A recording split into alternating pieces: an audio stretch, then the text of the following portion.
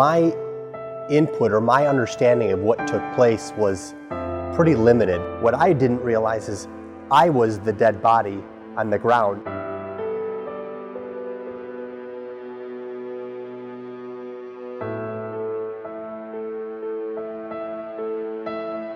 Sun shining, kids running, games being played, good food, kicking it. I mean, like, we were having a ball. There was people swimming, people eating food, people playing volleyball. You know, just having fun. I had kind of decided that I was gonna skip the party. Just something told me that to go to the party. All of a sudden the weather had cooled and I had decided not to leave. I'm standing right there towards like the edge of the volleyball court by the garage door, and I see Brian like fall over. He walked off the field, and the next second I looked and he was on the ground. Somebody was running towards us, one of the sisters, and saying, "We need help over here." Out of nowhere, I heard my daughter scream, "Mom!" People were kind of standing there and looking at what's happening. I didn't know what was happening at that time.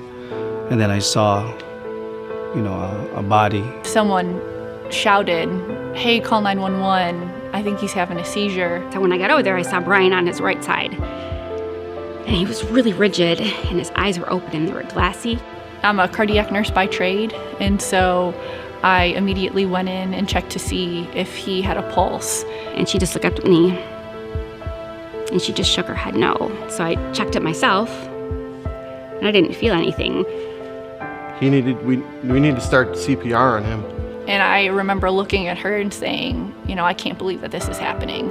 Now I can hear the panic in my wife's voice and in Leah's voice. He kind of rotated who was doing CPR, who was trying to keep his airway open. And Ethan came up to me in the middle of this situation, and I was asking him if his dad had epilepsy, does he have seizures? And Ethan just said, "No, I just need you to tell me, is my dad gonna die?" Paramedics came and they kind of took over. I could see on the heart monitor that he was in a lethal heart arrhythmia. They shocked him once and he was still in VTAC, and they just didn't even respond after that. And Leah was yelling at the paramedics to shock him again, and they weren't responding to them. It just became like this big nightmare.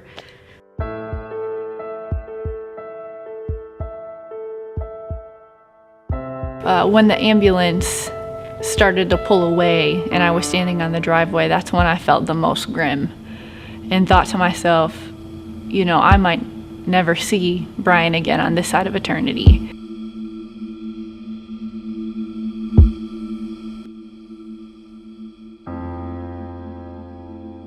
Another first responder that we have in our church is our pastor. And the best way that he knows how to respond or care for people is through prayer. He said, "Everybody, we need to get down on our hands and knees. And we need to pray." At that point, I just turned back around and went into the backyard and again was overwhelmed, but this time by hope, and just seeing, 100 plus people on their knees, literally, in the backyard, calling out to God and praying. It just seemed like abandon all else, pray right now. Everybody knew in that moment, here's what our church is founded on, here's what we know, let's pray. I prayed like I've never prayed before. It was quiet. It was kind of odd. It was quiet that everybody just kind of got on their knees and started praying, and I can still hear people in small groups. In that moment, my faith was so small, it seemed so hopeless. He'd been down for so long.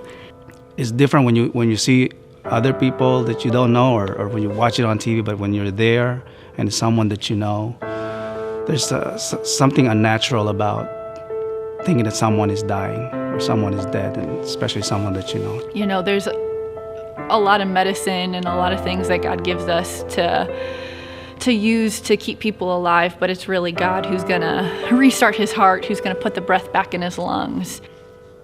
And I knew God could, I did. But I also knew that if God chose not to, that was his will as well. So I knew that whatever happened was the right thing.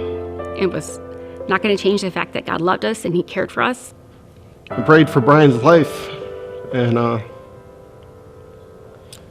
God answered.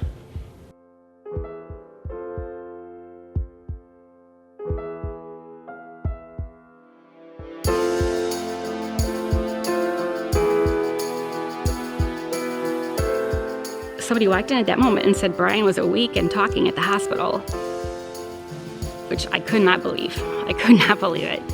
A lot of people are like, oh, you were lucky, it was like the right place at the right time. That wasn't luck. That was God. There is no coincidence in my mind that at a crowd of 100 people that he chose to drop 10 feet from the only cardiac nurse there. Like, that was God's sovereign timing. When we finally did get word, it was just like, and our God reigns. Like, it was such an emotional onslaught of greatness pouring over you. It's just like, our God reigns. An hour later, I was in a hospital room with Brian, laughing, joking, and he was fine. And what a joy to know that the Lord has answered our prayers, but that also that he has given Brian a second chance in life.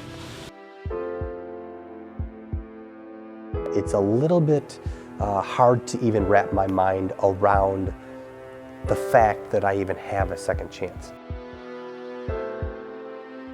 He's awesome. He's got a plan, and I'm just glad to be here sharing this with you for that.